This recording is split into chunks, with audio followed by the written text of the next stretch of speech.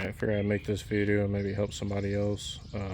This is my girlfriend's 2019 Kia Sportage 2.4 liter. We've been having issues with the oil consumption for about the past 2 years. Goes through about a half a quart to a quart every 2 or 3 weeks, depending on how much it gets driven. Just recently it started to develop a misfire. Became sluggish on takeoff, so I kind of assumed it was the spark plugs.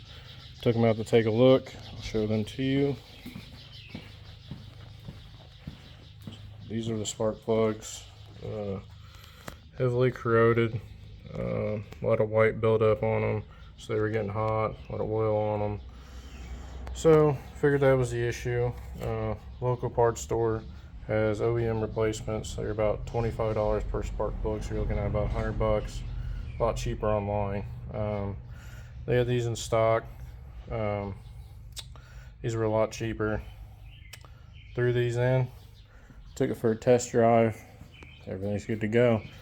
So if you have a Kia Sportage with oil consumption issues and you start to develop a miss, you might want to check your spark plugs. All right.